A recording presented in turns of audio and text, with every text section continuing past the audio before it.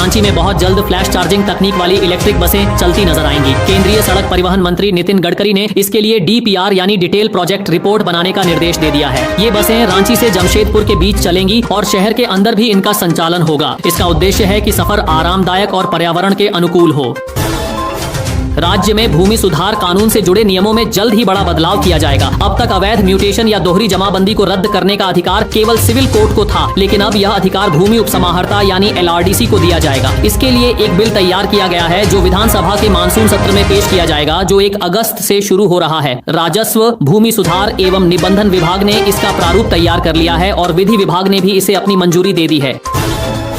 राजधानी रांची का सदर अस्पताल इन दिनों पूरे देश में चर्चा में है। आयुष्मान भारत मुख्यमंत्री जन आरोग्य योजना के तहत यह अस्पताल देश का सबसे ज्यादा मरीजों का इलाज करने वाला अस्पताल बन गया है। अब तक इस अस्पताल में 2,02,859 मरीजों का इलाज किया जा चुका है और इनका खर्च अस्पताल ने योजना के तहत सरकार से लिया है। अस्पताल ने सरकार के पास 115 करोड़ रुपए का क्लेम भी भेजा है, जिसका मतलब है कि मरीजों को अपनी जेब से पैसा खर्च नहीं करना पड़ा।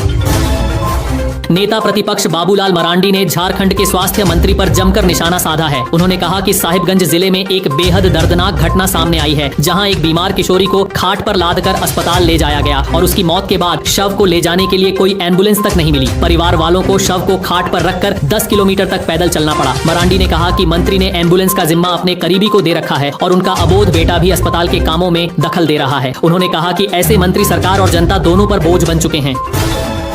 राज्य की कृषि मंत्री शिल्पी नेहा तिर्की ने बुधवार को ईटकी प्रखंड के हरमू गांव का दौरा किया। वहां के सूरज मुंडा के 2 बच्चों, बेटा अमित मुंडा और बेटी प्रीति मुंडा की कुछ दिनों पहले सही इलाज नहीं मिल पाने के कारण मौत हो गई। मंत्री गांव पहुंची और पीड़ित परिवार से मुलाकात की। उन्होंने इस घटना पर गहरा दुख जताया और कहा कि इसकी भरपाई तो नहीं की जा सकती, लेकिन आगे ऐसी घटनाएं दोबारा न हो, इसके लिए लोगों को जागरूक होना जरूरी है। उन्होंने गाँव का भी दौरा किया और स्वास्थ्य सेवाओं की स्थिति का जायजा लिया।